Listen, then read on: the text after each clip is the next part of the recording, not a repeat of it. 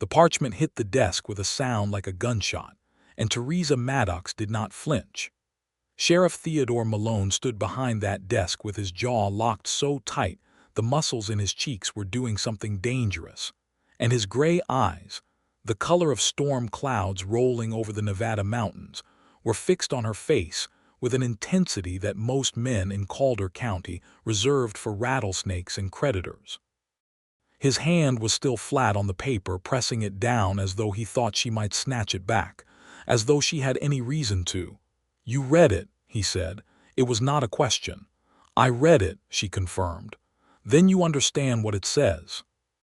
"It says I have 48 hours to leave Calder County and not return under penalty of arrest."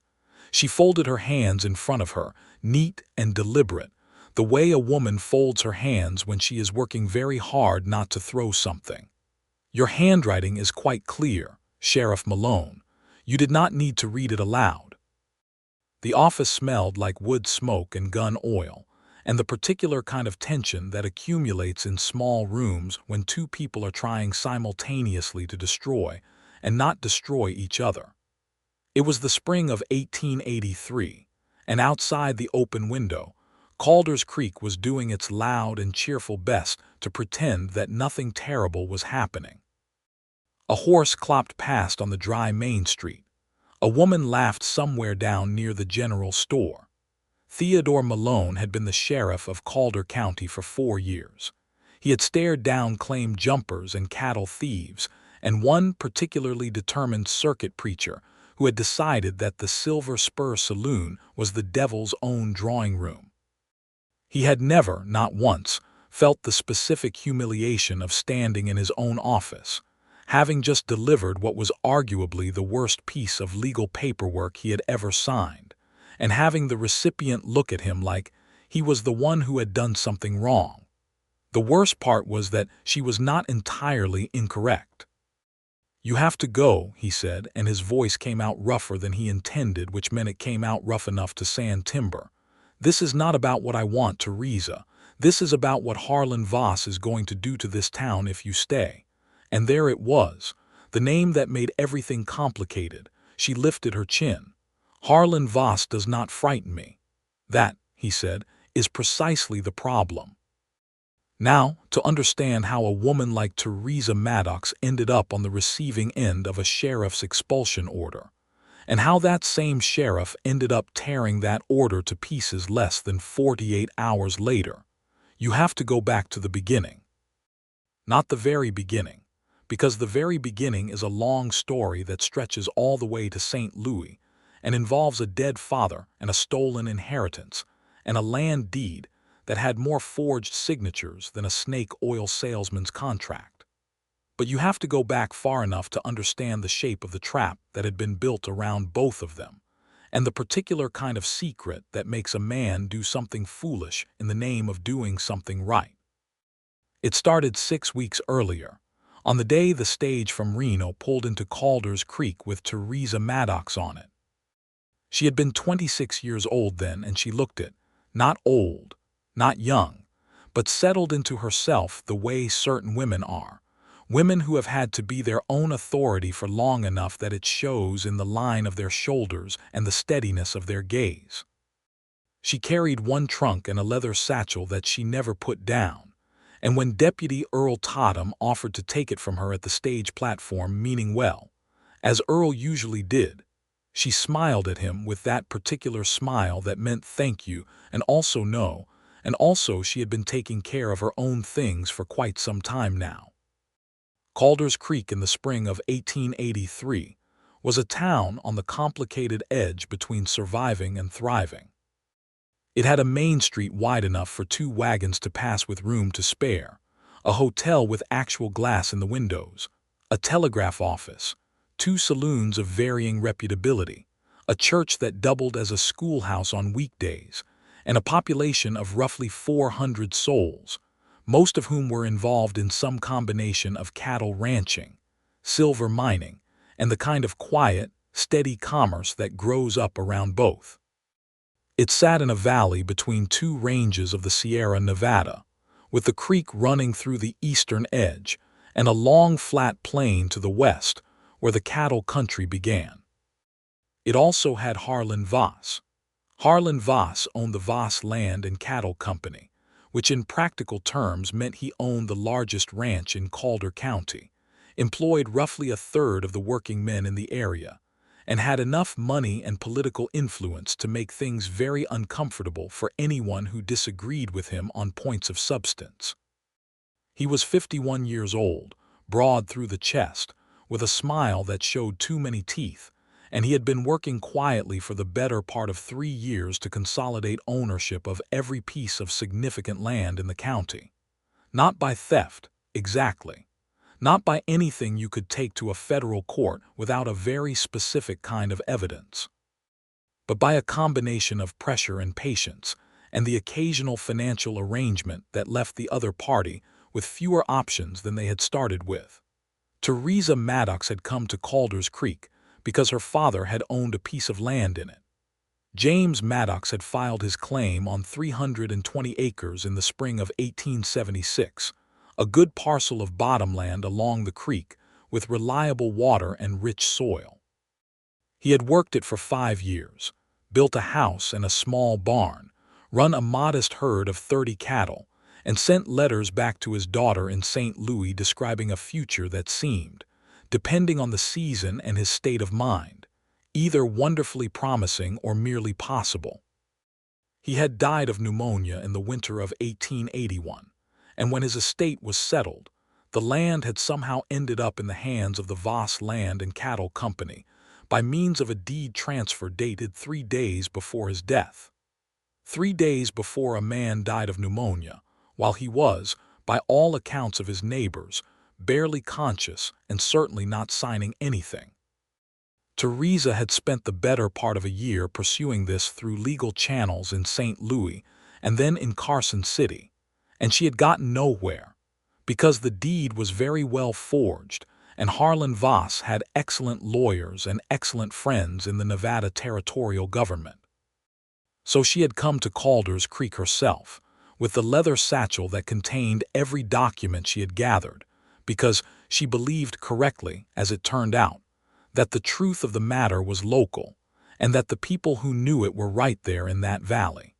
She checked into the Calder Creek Hotel on a Tuesday afternoon, and by Wednesday morning Theodore Malone knew she was there. He had heard her name before. He had received a letter from the Carson City Land Office 3 weeks prior, informing him with the particular careful neutrality of official correspondence that has been very carefully worded, that a woman named Theresa Maddox might be traveling to the county to make inquiries about property formerly belonging to her late father, and that she had no legal standing in the matter, and that if she caused any disturbance to legitimate business operations, the sheriff was empowered to address the situation accordingly. The letter had been written on official territorial stationery. It had been co-signed by a district attorney Theodore knew to be, charitably speaking, in the financial orbit of Harlan Voss. He had read the letter twice, put it in his desk drawer, and spent 3 weeks not thinking about it and thinking about it constantly. He went to the hotel on Wednesday morning because it was his job to know who came into his county, and he told himself that was the only reason. She was having breakfast in the hotel dining room when he arrived, sitting at a table by the window with a cup of coffee and a ledger she was writing in, and she looked up when the door opened with the alert, measuring look of someone who has been expecting trouble long enough that it has become a reflex. When she saw the star on his chest, her expression did not change significantly, which he found more interesting than if it had. He sat down across from her without being invited, because he was the sheriff and this was his county, and also because he was suddenly, unreasonably certain that if he gave her the option, she would tell him she was busy. "Miss Maddox," he said. "Sheriff," she said, "Theodore Malone." He put his hat on the table between them, an old habit that meant he was trying to be civil. "I understand you've come about the Maddox land claim." "I've come about my father's land," she said, with a precision that was not correcting him exactly but was nonetheless very clear. "James Maddox, 320 acres on the East Creek, filed in 76, stolen in 81. The deed transfer is on file as legal. The deed transfer is forged, she said, with the same calm she might have used to note that the weather was fine.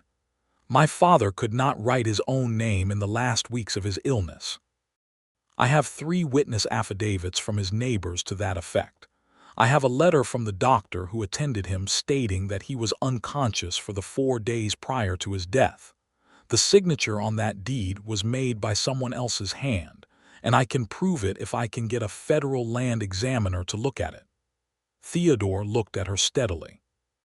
He had been a lawman for 8 years, 4 of them in Calder County, and he had developed a reliable instinct for the difference between people who believed they were right and people who actually were. Theresa Maddox had the particular quality of the latter, not certainty exactly, but the kind of grounded calm that comes from having the facts on your side and knowing it. That's a serious accusation, he said. It's a serious crime, she said, and it is not the first time Harlan Voss has committed it in this county. I have spoken with 2 other families who lost land claims under similar circumstances in the last 3 years. The Ortega family, the Landers family. Both of them had deed transfers that the county records show occurred at very convenient times. She reached into the leather satchel and placed 3 folders on the table, neat as a card dealer. I have everything documented. What I need is a federal land examiner and a federal marshal, because the local channels have clearly been compromised. The silence that followed was the kind that has a shape to it. Theodore was very aware, in that moment, of several things simultaneously. He was aware that the letter in his desk drawer was essentially asking him to be one of the compromised local channels. He was aware that the woman across from him had done more careful, investigative work on this matter than he had, which was uncomfortable. He was aware that Harlan Voss employed men who were not shy about expressing their employer's displeasure in physical terms. And he was aware, with the particular acuteness of someone who has been alone in a job for a long time, of the exact shade of her eyes in the morning light, dark brown, nearly black, very direct. "You've been here less than 24 hours, he said. "I've been working on this for a year," she said. "The 24 hours is just when I arrived here physically." He picked up his hat. He should have said something official and non-committal and left. Instead he said, "Don't go to Harlan Voss directly." She tilted her head. "I was not planning to. Don't go to the county land office either. The clerk there is named Patterson, and Patterson is not someone whose discretion I'd trust." He stood. "I'm telling you this as a courtesy." "I appreciate that, Sheriff Malone," she said, and there was something in her voice that was not quite warmth but was in that direction, which he felt in his chest more than he had any rational business feeling it. He nodded once and left. He told himself, walking back to the sheriff's office in the bright spring morning with the creek talking to itself on the far side of town, that he had done nothing unusual. He had introduced himself to a visitor, given her some practical advice, and left. This was normal. This was professional. He thought about her eyes for the rest of the day and told himself that was also normal, which was a significantly less successful piece of self-deception. She came to his office the next morning, not to ask for help, or not primarily. She came because she had spent the previous afternoon quietly talking with people around town, at the general store, at the church where she attended the Wednesday prayer meeting with what he would later learn was deliberate strategic calculation, and she had learned 3 additional things that she believed he needed to know. The first was that Amos Patterson at the county land office had sent a rider out to the Voss ranch on Tuesday evening, within hours of her arrival. The second was that 2 of Harlan Voss's men, a man named Cord Beatty and another named Dutch Sims, had been seen watching the hotel from across the street that morning. The third was that there was a 4th family, the Washburn family, who ran a small farm on the northern edge of the county, who had lost their water rights to Voss in what they described as a transaction they had not understood until it was too late, and who were now effectively dependent on Voss's goodwill for survival.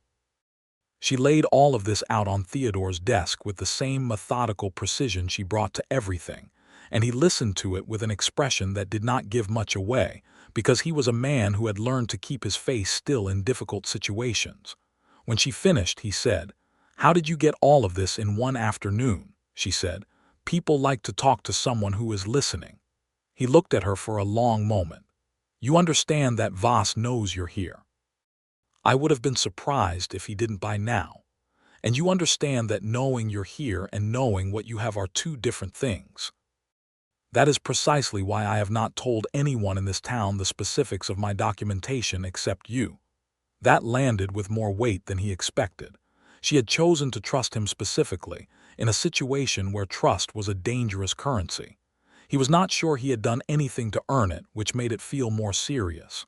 "Why me?" he asked. She was quiet for a moment, and he appreciated that she did not give him a quick, easy answer. "Because you could have dismissed me in that dining room yesterday, and you didn't," she said finally. "Because the fact that you warned me about Patterson suggests you already have some understanding of what's happening here. And because," she paused, and for just a moment something crossed her face that was personal and carefully controlled. "My father wrote about you in his letters. He said you were the one man in this county he trusted to be straight with him." Theodore felt that somewhere in the region of his sternum. James Maddox had been a man he had liked and respected, a quiet, steady man who worked his land without complaint and dealt squarely with his neighbors. He had been to James Maddox's farm twice in the years before the man's death, once about a minor boundary dispute with an adjacent claim that was settled without conflict, and once simply because he was riding that way and Maddox had invited him in for coffee. He had thought, when Maddox died, that it was a waste of a good man, and that the business with the land transfer smelled wrong. And then he had been busy, and the transfer was on paper, and Voss had excellent lawyers. He had not done anything about it. That was the truth of the matter, and it sat in him like a stone. "Your father was a good man," he said. "It was inadequate. It was what he had." "Yes," she said simply, "he was." They worked together carefully over the next 2 weeks. He used his legitimate authority as sheriff to pull official county records without raising suspicion: deeds, survey maps, the register of land transfers for the past 5 years. She cross-referenced them against her own documents, and the information she continued to gather through what he could only call a remarkable talent for getting people to tell her things. The full pattern that emerged was worse than either of them had individually understood. Harlan Voss, over the course of approximately 4 years, had acquired 11 parcels of land in Calder County by means that ranged from aggressive but legal to clearly fraudulent. The James Maddox transfer was the most blatant, but it was not alone. There were 2 other deed signatures that showed the same distinctive irregular pressure pattern that Theresa had learned from a document examiner in Carson City, a pattern consistent with a right-handed person signing with their left hand, or vice versa, creating a forgery. There were water rights transferred through contracts that the original parties described as having been represented to them as something entirely different. And there was, buried in the county records from 1880, a surveyor's report that had been filed and then apparently misfiled to the point of near invisibility, which showed that the Maddox land contained something that the surface appearance did not suggest: a significant silver-bearing quartz vein running along the eastern edge of the creek bank. "That's why," Theresa said quietly when they found it. They were in his office, late evening, the oil lamp casting its warm light across the map spread on his desk, and she was sitting across from him, and her voice had the quality of a piece of something clicking into place. "That's the hidden motive. He wasn't farming the land, he wasn't running cattle on it, he was waiting to mine it. My father's farm was sitting on top of a silver vein, and Harlan Voss knew it." Theodore looked at the survey report, and then at her face, and he thought about what a man with money and influence and no particular moral scruples would do to protect a secret like that. He thought about the letter in his desk drawer and the Carson City land office, and the district attorney whose co-signature it carried. "We need the federal land examiner," he said, "and we need to get word to the federal marshal's office in Carson City through a channel Voss can't intercept." "I know a way," she said. "There's a woman in town, Mrs. Calloway, at the telegraph office. She was a friend of my father's. She has been very careful to be seen as neutral, but she told me this morning that she has been documenting every telegraph message she has been asked to send on Voss's behalf for the past year. She has copies." He stared at her. "She just told you this?" "She told me this because she has been waiting for someone to tell it to," Theresa said. "That is how secrets work, Theodore. They become a weight after a while. People want to put them down." It was the first time she had used his given name. He was fairly certain neither of them noticed it immediately, and then they both noticed it at the same moment, which created a brief, charged silence that they both pretended had not happened, and both privately stored somewhere for later examination. He sent the telegraph through Mrs. Calloway's trusted private channel the next morning, addressed to Federal Marshal Ike Drummond in Carson City, whom Theodore had worked with twice before and trusted completely. The message was encoded in a way that would have looked, to a casual reader, like a routine cattle registration inquiry. It would not have looked routine to Drummond, who understood the specific phrasing Theodore used when something needed to happen quietly and quickly. The response came in 36 hours. Drummond would arrive in Calder's Creek within 10 days, accompanied by a land examiner from the Federal General Land Office. Theodore was to preserve all documentation and take no public action in the meantime. 10 days. Harlan Voss, in those same 10 days, was not sitting still. Theodore heard, through the particular grapevine of a small western town that was very efficient about these things, that Voss had met with his lawyers and then with the county judge, a man named Elias Rudd, who had received a very generous loan from the Voss Land and Cattle Company 3 years prior, and had never been publicly called to account for this conflict of interest. He heard that Cord Beatty and Dutch Sims had been asking questions around town about what Theresa Maddox was doing in the county and who she was talking to. He heard, through Earl Totham, who was nothing if not loyal, that someone had been through the county record's office after hours, though apparently found nothing because Theresa's personal documents were in the leather satchel she still never put down, and the key records Theodore had pulled were locked in his own safe. On the 7th day, Harlan Voss came to see him. He came alone, which was interesting, and he sat in the chair across Theodore's desk with the ease of a man who is accustomed to being comfortable in other people's spaces. He was, in person, a physically imposing man, not soft despite his wealth, weathered and broad, with the particular self-confidence of someone who has got what he wanted so many times that he has stopped seriously entertaining the possibility of the alternative. "I'll come straight to it," Voss said, with what was probably charm in a different context. "The Maddox woman. What about her?" Theodore said. "She's stirring up trouble, Malone, talking to people, getting them unsettled. I have men who work for me who are getting nervous about rumors she's spreading, and nervous men make mistakes." He opened his hands in a reasonable gesture. "I'd like you to ask her to leave. Formally, if you need to." Theodore looked at him steadily. "On what grounds? Disturbing the peace, trespassing on private business. You're the sheriff, you can find grounds." "I can find grounds," Theodore agreed, which was true. "Is there a specific disturbance she has caused that I could point to in a legal document?" The pause was brief but telling. "She's harassing former business associates of mine with unsubstantiated accusations." "Has anyone filed a complaint?" "I'm asking you to handle it." "I handle complaints that are filed," Theodore said, "with specific incidents described. If you'd like to file something, Earl can take your statement." Voss looked at him with those flat, too certain eyes, and Theodore looked back with the expression he used when he was waiting for someone to make a decision they would regret. It was a practiced expression. He had been perfecting it for 8 years. "She has no legal standing in this county," Voss said. "Her father's land transferred legally. Whatever she's telling people is slander, and you could make a case for it."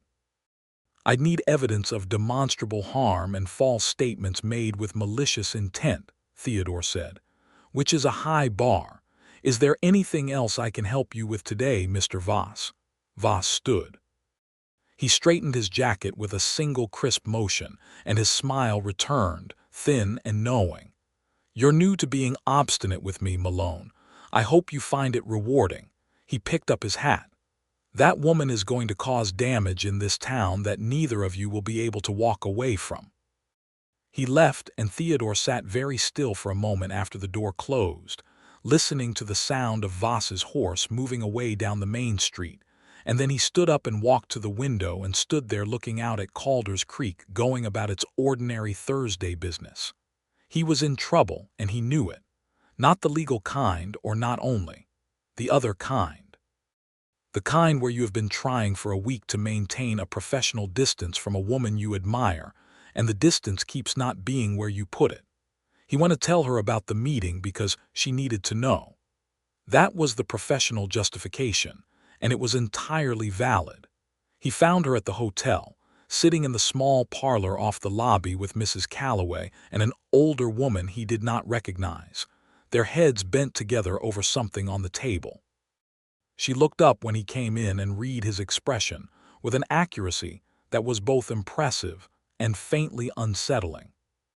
She excused herself and they walked out onto the hotel's front porch, and he told her about Voss's visit in brief, factual terms. When he finished, she was quiet for a moment, looking out at the street. The afternoon light was coming in low and gold, the way it does in Nevada valleys in the spring, and it was doing things to her profile that he noted and filed away and told himself were irrelevant. He'll come back to you, she said. And the next time he'll come with something that looks more like legal authority. I know. Theodore. She turned to look at him, and the use of his name this time was very deliberate, and they both knew it. If he puts you in a position where you have to choose between your authority in this county and doing the right thing by this situation, I need to know that you will choose correctly. That's a significant thing to ask someone, he said. It is, she agreed. I am asking it anyway.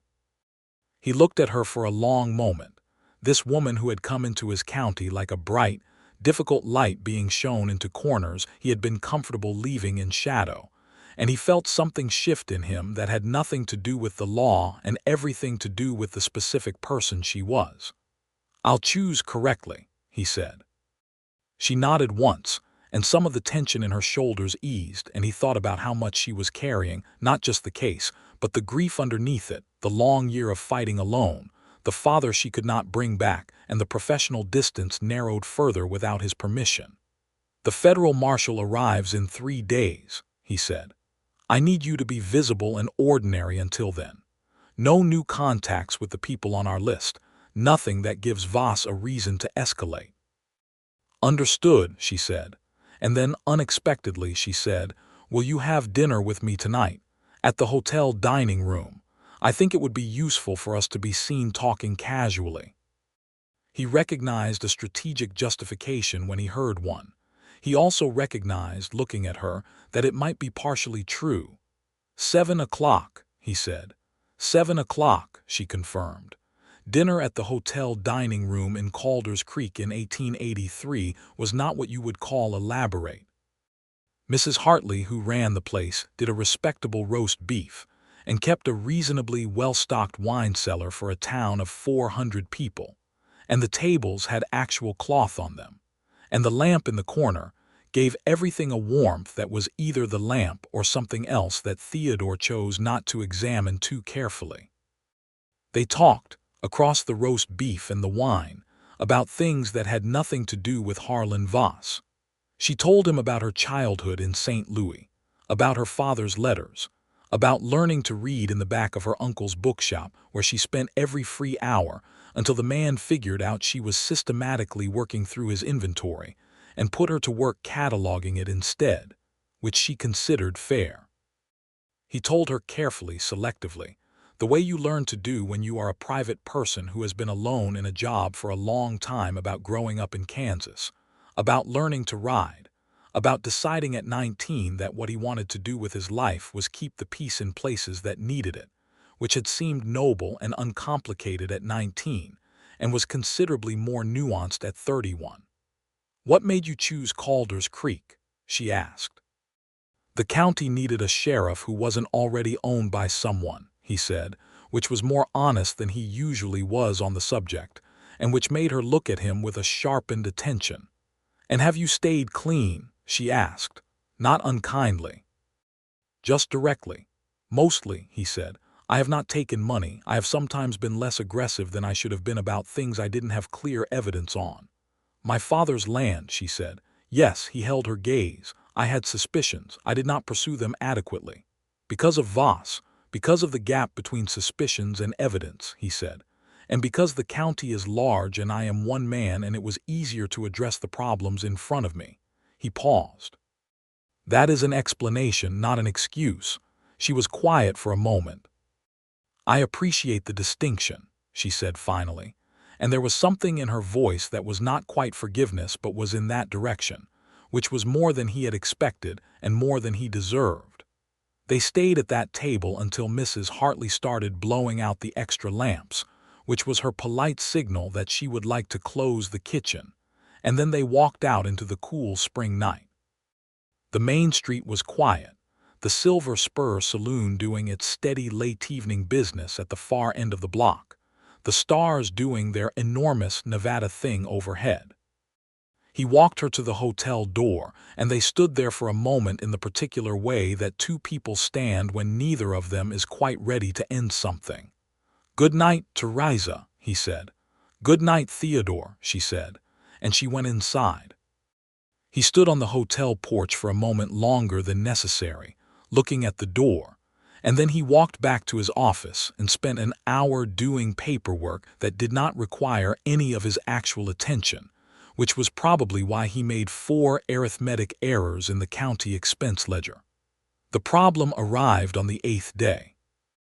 It arrived in the form of Judge Elias Rudd, who came to Theodore's office in the mid-morning with a document that had been drafted by Voss's lawyers, reviewed and signed by Rudd himself in his capacity as county judge, and which constituted a formal order of removal, a legal instrument, recognized under territorial law, commanding the sheriff to remove a named individual from the county on grounds of disturbing the peace and engaging in activities detrimental to legitimate commercial interests. The named individual was Theresa Maddox. The document was technically legal. Rudd had the authority to issue it. Theodore had the obligation under his oath to execute it. The grounds were thin and would not survive a challenge in federal court, but there was no federal court currently sitting in Calder County, and the federal marshal was still 2 days away. Theodore read the document 3 times. He read it the way you read something when you are hoping the words will rearrange themselves into something different, and they do not. Rudd sat across the desk and watched him with the look of a man who is simultaneously embarrassed and committed to his course. Rudd was not a bad man. He was a weak one, which in this situation amounted to nearly the same thing. He had borrowed money from Voss, and Voss had waited patiently for the moment when that obligation would be useful, and now here they were. "Judge," Theodore said carefully, "the grounds cited here are extremely general. No specific incidents are documented. The standard for a peace disturbance order doesn't require specific incidents," Rudd said.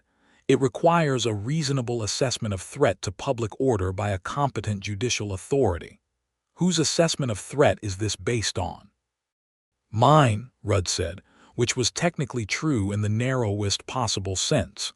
Theodore put the document down on his desk.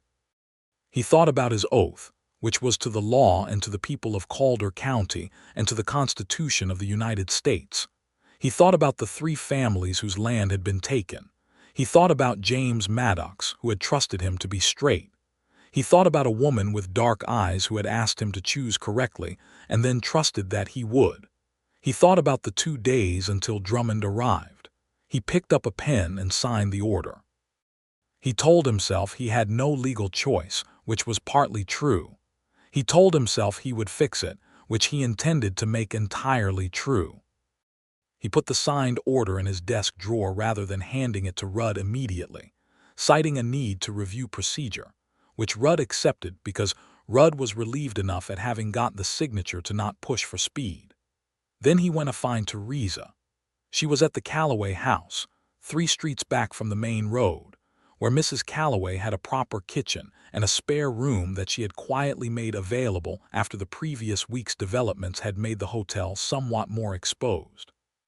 Theodore had suggested this arrangement 4 days ago, and Theresa had made the move without drama, which was very much in character. He told her about the order. He told her all of it, including that he had signed it. The expression on her face went through several things in rapid succession, which he watched with the helpless attention of someone who has caused the sequence and cannot undo it. There was the sharp flash of betrayal. He saw it, and it landed in him like a splinter. And then the tightening of control, and then something that was not forgiveness exactly but was determination. "You signed it," she said. "I had no legal basis to refuse it without showing my hand before Drummond arrives," he said. "If I had refused it openly, Voss would know exactly what we have, and he would start destroying evidence tonight. The document is in my desk drawer. It has not been filed. It will not be filed." She was very still for a moment. "You signed an order to remove me from this county and then did not file it." "Yes." "Is that legal?" "It is in the territory of questionable," he admitted. "It is also the only way I could think of to give Rudd what he needed to report to Voss while buying us the time we need." She looked at him for a long moment.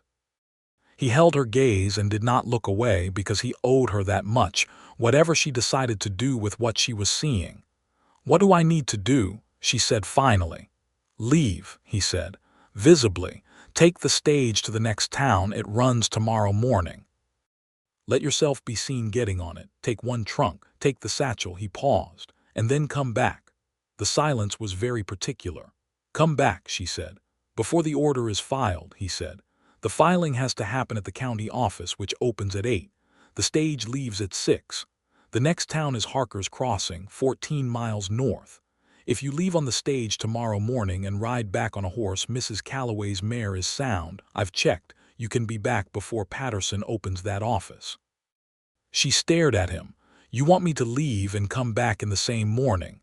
"I want Voss to think the order worked," he said. "I want him to relax. I want him to stop watching every conversation in this town for 2 days." He reached into his coat and produced a folded paper. "And I want you to send this from the telegraph office in Harker's Crossing to Drummond directly, uncoded, because at this point we need Drummond to know the full situation and to move faster if he can." She took the paper. She unfolded it, read it, refolded it, and looked at him with an expression that had gone through betrayal and anger and calculation, and landed somewhere that was layered and complicated, and that he did not have a name for yet. "This is either very clever or very stupid," she said. "I am aware that those 2 things are sometimes the same thing," he said. Something shifted in her face. The corner of her mouth moved in a way that was not quite a smile but was in the same family. "All right," she said. "I will be on the stage at 6. I'll have Mrs. Calloway's mare ready at the Harker's Crossing livery by the time you arrive," he said. "Her name is Rosie. She is reliable and fast." Theresa nodded. And then she said very quietly, "Theodore, when this is over." "Yes," he said, with a completeness that surprised them both, because she had not finished the sentence and he had answered it anyway. She went to bed that night with the satchel on the chair beside her, the way she always did, and Theodore went back to his office and sat in the dark for a long time, thinking about the 2 days ahead and the territory beyond them. She was on the 6 o'clock stage when it left Calder's Creek, visible on the platform with 1 trunk and the leather satchel, and Cord Beatty was watching from across the street. He confirmed this through Earl, who confirmed it through the barber next door whose shop window faced the platform. Theresa did not acknowledge Beatty's presence, and she did not look back at the sheriff's office as the stage pulled away, which was the right choice, and also, for reasons he was not fully ready to examine, cost him something to watch. At 7:45 in the morning, While Theodore was in the county land office pretending to review routine filings, Theresa Maddox rode Rosie through the eastern edge of Calder's Creek at a pace that was brisk but not frantic, arrived at Mrs. Calloway's back door, handed over the mare and the telegram receipt, and was inside with coffee in her hand before Patterson arrived to open the county land office, at the front of which Theodore was still standing reviewing documents he had already memorized. The order was never filed. At 9 o'clock, Theodore walked back to his office, retrieved the expulsion order from his desk drawer, looked at it for a long moment, thought about everything it represented, the compromise and the manipulation and the quiet corruption that had been sitting in his county like rot in a beam, and then he tore it into 4 pieces and dropped it in the stove. The sound it made was quiet and final and deeply satisfying. Federal Marshal Ike Drummond arrived the following afternoon, a day ahead of schedule, because Theresa's telegram from Harker's Crossing had been direct and specific, and Drummond was a man who moved fast when he had reason to. He brought with him a deputy marshal and a land examiner from the General Land Office named Whitfield, who had brought his own set of survey instruments and reference documents, and who looked at the surveyor's report from 1880 with the expression of a man who has found something that is both professionally interesting and morally uncomplicated. They worked quickly and carefully over the following 3 days, in a process that Theodore and Theresa had prepared for so thoroughly that it ran with the smooth efficiency of something well rehearsed. The documentation went to Drummond in a specific order: the forged deed first, then the pattern evidence across the other transfers, then the water rights cases, then the telegraph records that Mrs. Calloway produced with the quiet courage of someone who had been waiting for this moment for a year. Harlan Voss was arrested on the 4th day in his own ranch house by Marshal Drummond and his deputy, with Theodore standing in the doorway as the county sheriff. Voss's lawyers were present but useless, because the evidence was federal and the examiner's report was unambiguous, and the telegraph records made the web of connections to Carson City explicit and damning. Cord Beatty and Dutch Sims took different roads out of the county by nightfall. Judge Rudd submitted a letter of resignation to the territorial governor that same week, citing personal reasons, and cooperated with the federal inquiry in exchange for a reduced personal liability that nonetheless left him professionally finished. The district attorney in Carson City was the subject of a separate federal investigation that would take several more months to resolve, but which resolved, eventually, in the direction of justice. It took time.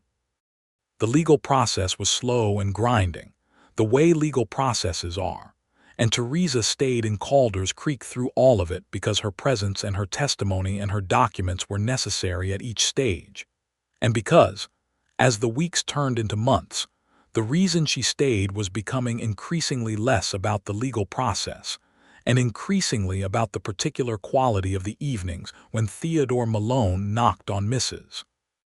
Calloway's door to tell her about the day's developments and then stayed for 2 hours talking about everything else. Mrs. Calloway, who was a perceptive woman, found reasons to be in other parts of the house. They were careful with each other, in the way of 2 people who have been alone for long enough that the prospect of not being alone requires a certain deliberate courage. He was not a demonstrative man. Years of a job that required you to keep your own counsel had built habits that were efficient but not entirely comfortable to live inside. She was not a passive woman. The year she had spent fighting alone had sharpened her in ways that made softness feel like a risk she was not always sure was worth taking. They negotiated all of this in the particular language of people who say something when they mean something, and something adjacent when they mean something else entirely. He started bringing her coffee in the mornings, when he rode past Mrs. Calloway's on his daily circuit of the town. Not every morning. 3 times a week at first, which they both pretended was coincidental, and then 5 times, which it was no longer possible to pretend was coincidental, but which they pretended anyway. She started coming to the sheriff's office in the evenings, ostensibly to review documents, which they did review, efficiently, in the first 30 minutes, and then they talked until the lamp burned low and neither of them moved to turn it up, as though the gradual dimming created a space for the kind of honesty that brighter light would have been harder to sustain. He told her about the year his first horse died, and how that had seemed, at 17, like more grief than the situation warranted, and how it had turned out that the horse was not really what he was grieving. She understood this without needing him to explain it further, which was one of the specific things about her that made the space in his chest that had been comfortable with its emptiness for a long time start to feel like an absence. She told him about the night she had received word of her father's death, and had sat in the kitchen of her rooming house in St. Louis until 4 in the morning because going to sleep would have meant accepting it. He sat with that for a moment and then said quietly that he had been to the Maddox farm several times after James died, for no official reason, simply because the place was on his circuit and he supposed he had been checking on it, which was not the kind of thing he usually admitted to doing. "You were keeping watch," she said. "Poorly," he said. "Not entirely," she said. "You were there. You kept the claim registered in his name when the paperwork came up for renewal, which is why there was still a name to dispute when I arrived. I noticed that. The county renewal was filed 6 months after his death, and it went in under J. Maddox. If you had let it lapse, Voss's deed transfer would have had clean ground. He had not told her he had done that. He had not told anyone, he said. I told myself it was proper procedure. Was it? It was a decision, he said. She looked at him in the lamplight with those dark, direct eyes, and he felt the professional distance which had been eroding steadily for 2 months complete its collapse. "Theresa," he said. "Yes," she said, the same way he had said it to her unfinished sentence weeks ago, with a completeness that answered more than the word. He leaned across the desk and kissed her, which was neither the smoothest nor the most romantic execution of something he had been thinking about for 2 months, since the desk was between them and there were papers involved, but she leaned toward him too and met him in the middle, which made it exactly right. They drew back and looked at each other in the way of two people taking stock of what has just changed. "Well," she said. "Well," he agreed. "The desk is in the way," she observed. He stood, came around it, and she stood too, and the second time was much better because there was nothing between them and the evening was warm, and the lamplight was low, and she fit against him with the precise rightness of a thing that had been going to happen for some time, and had simply waited for them to stop being so careful. She laughed softly when they broke apart, not from awkwardness but from something that was delight and relief and recognition all at once, and he heard that sound settle somewhere in him permanently, like a note that keeps resonating after the string stops moving. They were very conscious, over the following weeks, of the fact that the work was not finished. The case against Voss moved through the federal system, and Theresa's testimony was formal and precise and comprehensive, and left no room for the kind of lawyerly gaps that Voss's defense attempted to exploit. The land examiner's report was entered into evidence. Mrs. Calloway's telegraph records were entered into evidence. The testimony of the Ortega family and the Landers family and the Washburns was entered into evidence. Harlan Voss was tried in the Federal District Court in Carson City in October of 1883.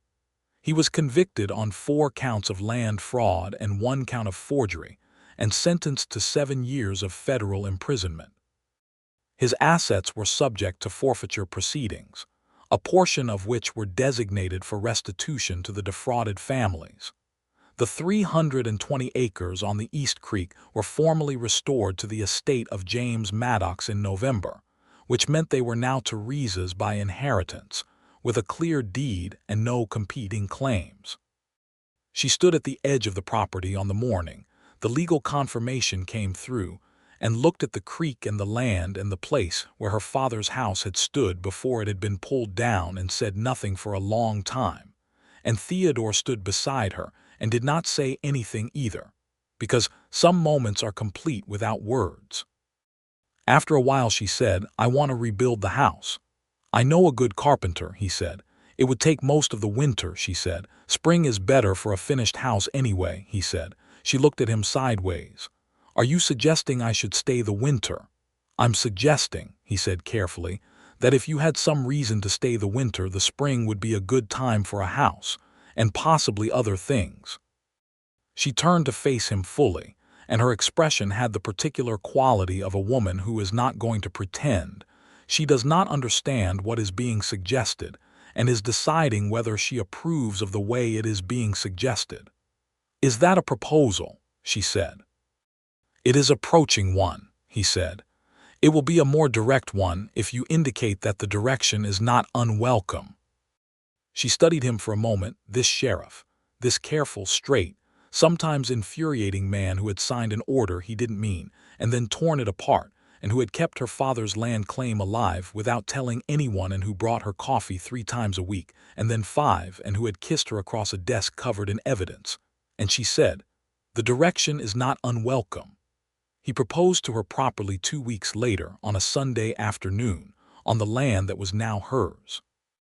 He had a ring that had been his mother's, a simple gold band with a small garnet that was the color of the Nevada earth in the evening, and he had thought about elaborate speeches and then decided that what he had to say was simpler than that.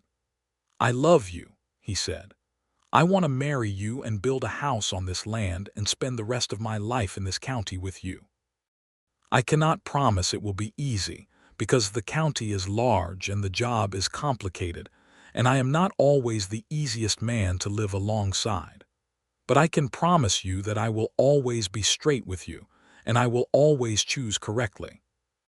That last phrase, their phrase, by now made something move in her face that was complete and unguarded and entirely beautiful. "Yes," she said, not the ambiguous, patient yes of 2 months ago, the full and final kind.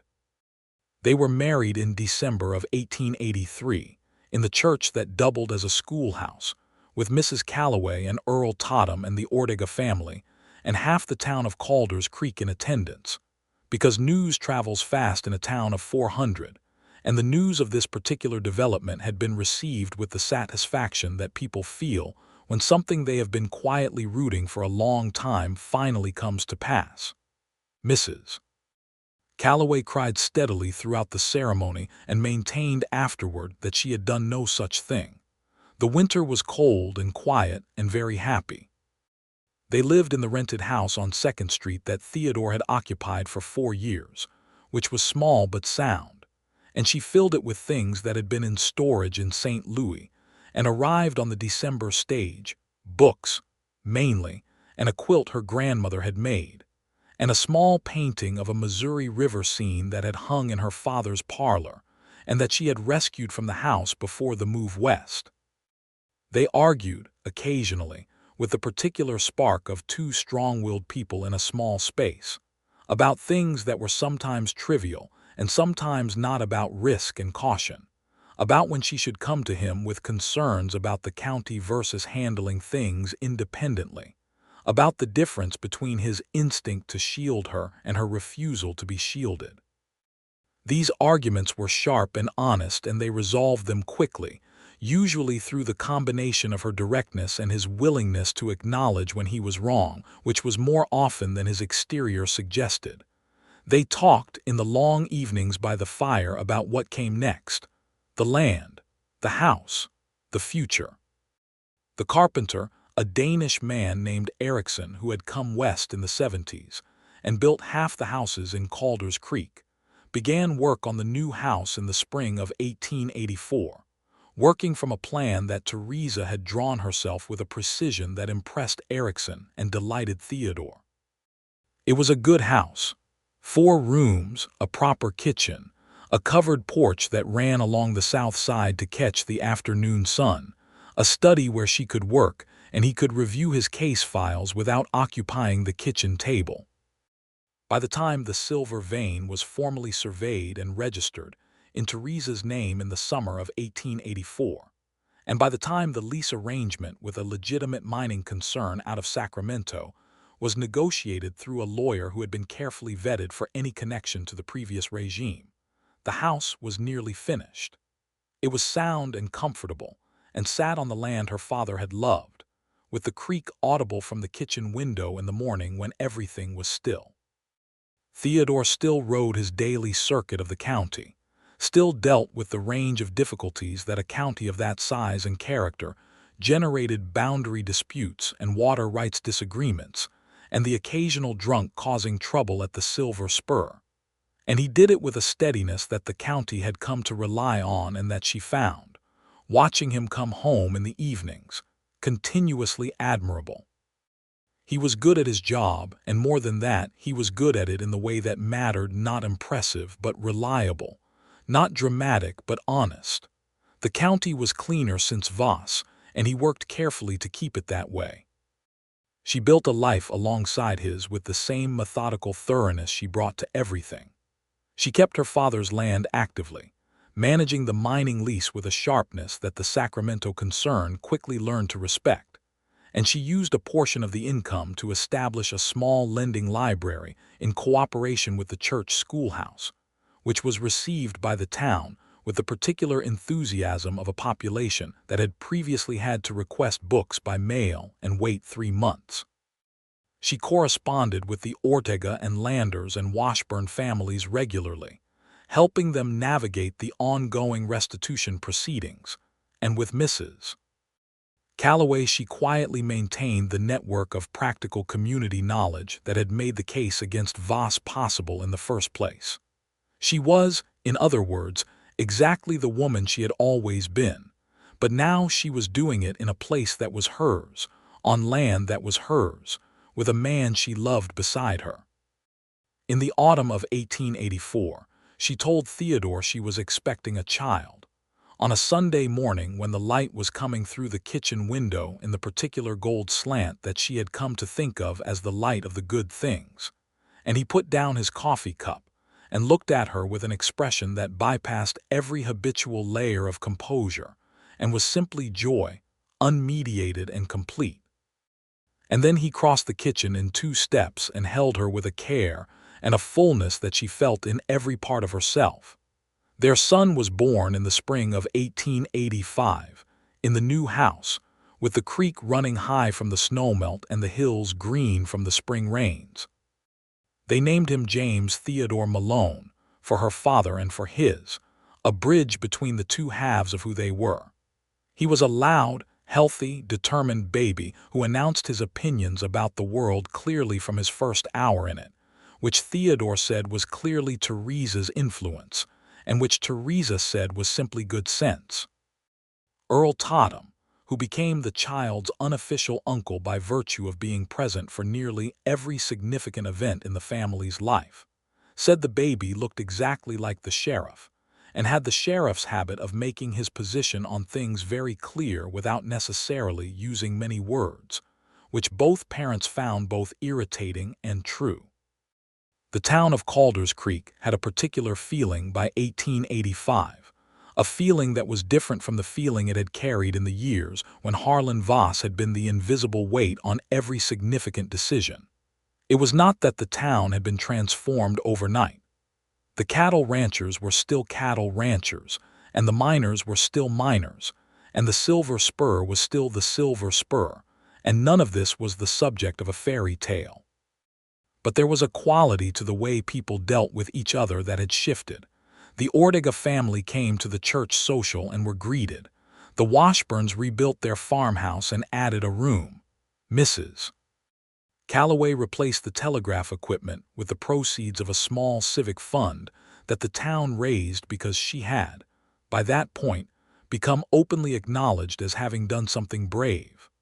Theodore ran for re-election as sheriff in the fall of 1885 and won without opposition, which was the county's way of saying what it would not have put in quite those terms. Theresa, at the polling, which women could not formally participate in but which she attended as a voter's wife with small James on her hip, and the particular look of a woman who knows exactly what is happening and intends to be present for it, was greeted by a long line of people who shook her hand and spoke to her with the tone of people speaking to someone who has been there at a necessary moment, and is still there, which is the specific form of civic gratitude that a Western town knows how to offer when it means it.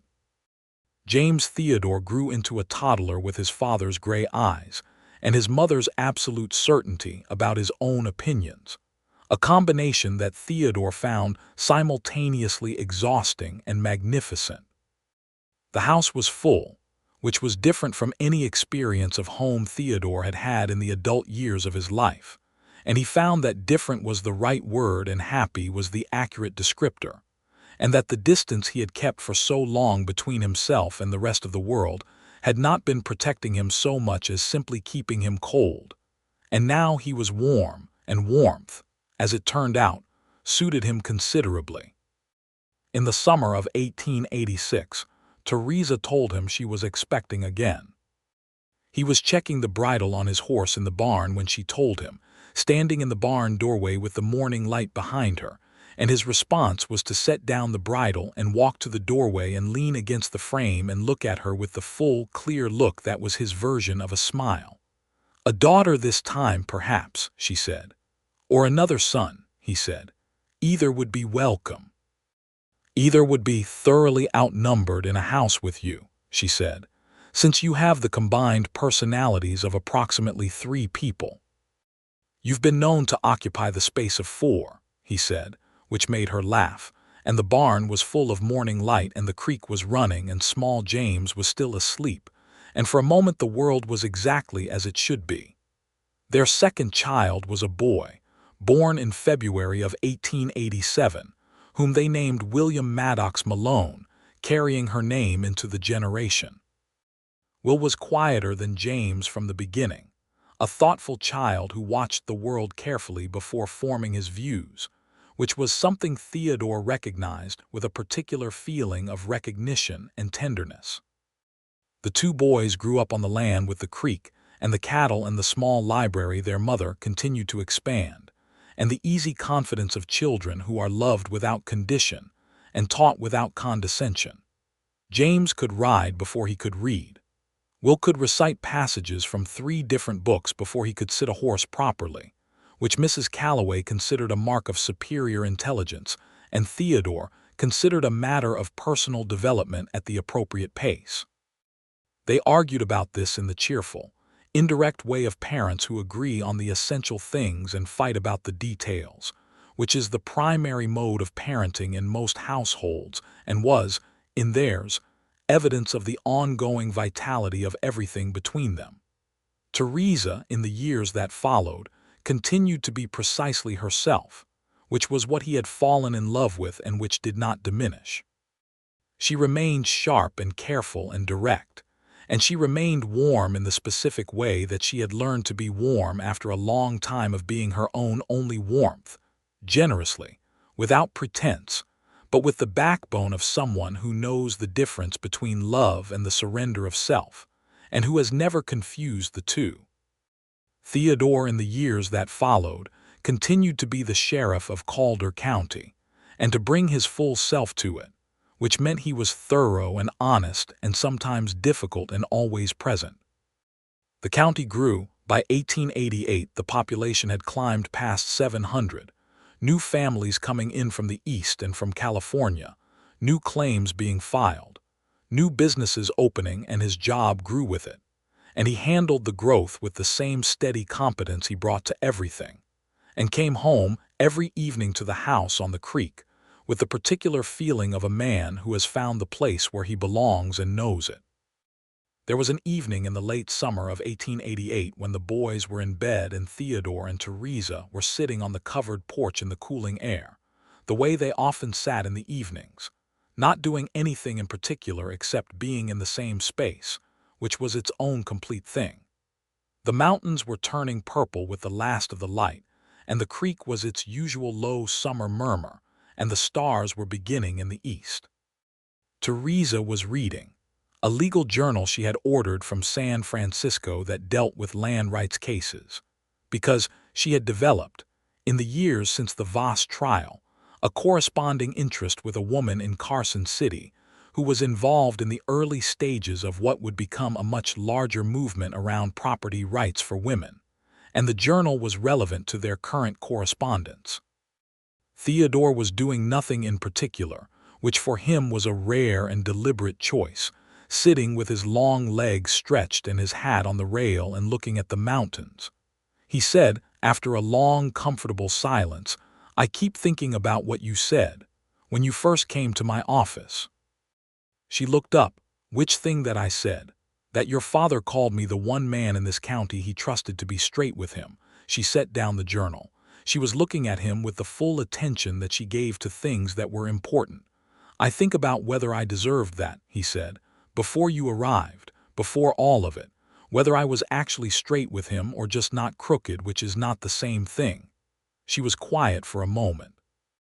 "I think," she said carefully, "that not being crooked in a place where the easy and profitable and comfortable thing is to be crooked is, in fact, something. It is not the same as being fully brave, but it is not nothing." "That's a generous reading," he said. "It's an accurate one," she said.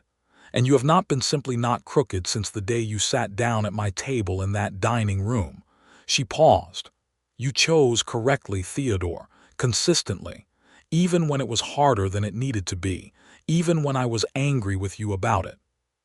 He looked at her in the mountain-purple evening light, this woman who had walked into his county with a leather satchel and a year's worth of carefully organized evidence, and had broken open every comfortable accommodation he had made with the way things were, and had remade his world into something truer, and was now sitting on the porch of the house they had built together, reading a legal journal with their sons asleep inside.